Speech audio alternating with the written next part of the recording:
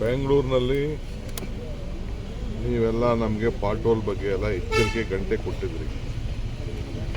ನಾನು ಬೆಂಗಳೂರಲ್ಲ ಡೆಲ್ಲಿಯಲ್ಲೂ ನೋಡಿದ್ದೀನಿ, ಬೇರೆ ಕಡೆ ನೋಡಿದ್ದೀನಿ, ಎಲ್ಲ ಕಡೆ ಪಾಟೋಲ್ಸ್ ಇದ್ದಿದೆ. ಆದರೆ ಅಲ್ಲಿದೆ ಅಂತ ಅಂದ್ಬಿಟ್ಟು ನಾವು ಸುಮ್ಮನೆ ಕೂತ್ಕೊಳ್ಳೋಕ್ಕಾಗಲ್ಲ. ಸೊ ಲೆಕ್ಕ ಹಾಕೋ 2,000 ಚಿಲ್ಲರೆ ಪಾಟೋಲ್ಸ್ ಇದೆ ಅಂತೇಳಿ ನಮ್ಮ ಅಧಿಕಾರಿಗಳು ಒಂದು ಪಟ್ಟಿನ ಬೆಂಗಳೂರು ನಗರದಲ್ಲಿ ಕೊಟ್ಟಿದ್ದಾರೆ. ಹಿಂದೆ ಎಲ್ಲ ಹೇಳಿದ್ದೆ, ಒಂದು ಹೊಸ ಸಿಸ್ಟಮ್ ಅದನ್ನು ಪಾಟೋಲ್ ಮುಚ್ಚಲಿಕ್ಕೆ ಅವರಿಗೆಲ್ಲ ನಾವೆಲ್ಲ ತೋರಿಸಿದ್ದೆ. ಸೊ ಅವ್ರು ಯಾರು ಸರಿಯಾಗಿ ನನಗೆ ಸಮಾಧಾನಕರವಾದಂಥ ಉತ್ತರ ನನಗೆ ಸಿಕ್ಕಿರಲಿಲ್ಲ, ಕೆಲಸ ಮಾಡೋದು ಸಿಕ್ಕಿಲ್ಲ. ಅದಕ್ಕೆ ಕೂಡಲೇ ಅವ್ರಿಗೆಲ್ಲ ಮೀಟಿಂಗ್ ಮಾಡಿಬಿಟ್ಟು ಹೇಳೋಗಿದ್ದೆ, 15 ದಿನದಲ್ಲಿ ಎಲ್ಲ ಪಾಟೋಲ್ ಮುಚ್ಚಬೇಕು.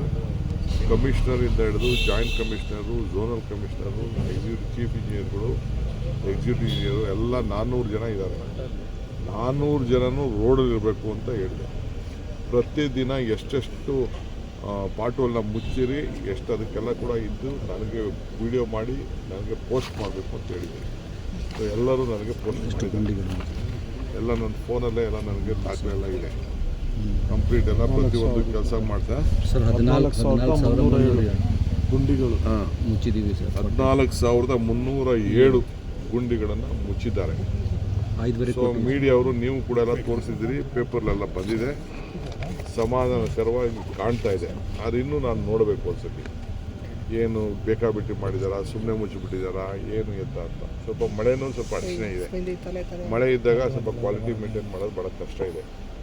ಆದರೂ ನಾನು ಈಗ 14,000 ಗುಂಡಿ, ಇದು ಕರ್ನಾಟಕ ರಾಜ್ಯದ ಬೆಂಗಳೂರು ನಗರದಲ್ಲಿ ಒಂದು ಇತಿಹಾಸ ದಾಖಲೆ ಸೃಷ್ಟಿ ಮಾಡಿದೆ. ಬಟ್ ಅಂದರೂ ನಾನು ಹೇಳಿದ್ದೀನಿ ನಮ್ಮ ಕಮಿಷನರ್ಗೆ, ಯಾರು ಇದ್ರ ಬಗ್ಗೆ ಬೇಜವಾಬ್ದಾರಿ ವಹಿಸಿದರೆ ತಲೆದಂಡ ತೆಗೆದುಕೊಳ್ಳಲೇಬೇಕಾಗ್ತದೆ. ಯಾರಿಗೂ ಇಲ್ಲಿ ನಿರ್ದಾಕ್ಷಿಣ್ಯ ಕ್ರಮ ಇದೆ. ಅವ್ರಿಗೆ ಹೇಳಿದ್ದೆ, ನಾನು ಹೋಗಿ ವಾರ್ಡಲ್ಲೇ ನಿಂತ್ಕೊಂಡು ಕೆಲಸ ಮಾಡಬೇಕು ಅಂತ. ಸೊ ಎಲ್ಲ ಅದನ್ನೆಲ್ಲ ಲಿಸ್ಟ್ ಮಾಡಿಸ್ತಾ ಇದ್ದೀನಿ, ಯಾರ್ಯಾರು ಮಾಡಿದ್ದಾರೆ ಅಂತ. ತಿರ್ಗಾ ಇನ್ನು ನೋಡ್ತೀನಿ. ಸೊ ತಾವು ಎಲ್ಲ ದಯವಿಟ್ಟು ಬನ್ನಿ, ನಿಮ್ಮ ಸಲಹೆ ಇರಲಿ, ನಿಮ್ಮ ಮಾರ್ಗದರ್ಶನ ಇರಲಿ, ನಿಮ್ಮ ಸಪೋರ್ಟ್ ಇರಲಿ. ನಮಗೆ ನಾಗರಿಕರಿಗೆ ಒಳ್ಳೆಯದಾಗಬೇಕು. ಗುಂಡಿಯಿಂದ ಯಾರಿಗೂ ಆಕ್ಸಿಡೆಂಟ್ಗಳಾಗಿ ಯಾರ ಪ್ರಾಣನೂ ಹೋಗಬಾರ್ದು, ಪ್ರಾಣ ಉಳಿಸ್ಬೇಕು. ಅದಕ್ಕೋಸ್ಕರ ಈ ಪ್ರಯತ್ನ ಮಾಡ್ತೀನಿ. ನಿಮಗೆ ಕೊಟ್ಟಿರುವಂಥ ರಿಪೋರ್ಟಲ್ಲಿ ಏನು 100% ಆಗಿದೆ ನಾನಿನ್ನ ಫುಲ್ ರಿಪೋರ್ಟ್ ನಾನು ತೊಗೊಂಡಿಲ್ಲ. ಫಸ್ಟ್ ನನ್ನ ಕಣ್ಣಿಗೆ ನಂಗೆ ಸಮಾಧಾನ ಆಗಬೇಕು. ನಾನು ಪೇಪರ್ ಬಗ್ಗೆ ನಂಬಿಕೆ ಇಲ್ಲ ಸರಿ. ಮಾಧ್ಯಮದ ವರದಿ ಸರ್ ನನಗೆ ಪೇಪರ್ ಬಗ್ಗೆ ನಂಬಿಕೆ ಇಲ್ಲ, ಅವ್ರು ಕೂಡ ಪೇಪರ್ ಬಗ್ಗೆ ನಂಬಿಕೆ ಇಲ್ಲ, ಅವ್ರು ಹೇಳೋ ಮಾತಿಗೆ ನನಗೆ ಕಿವಿಗಿಂಪ ಅದು ನನಗೆ ನಂಬಿಕೆ ಇಲ್ಲ. ವರದಿ ಮಾಧ್ಯಮ ಬರ್ದಿರ್ಬೋದು, ನಾನು ಕಣ್ಣಲ್ಲಿ ನೋಡಬೇಕು.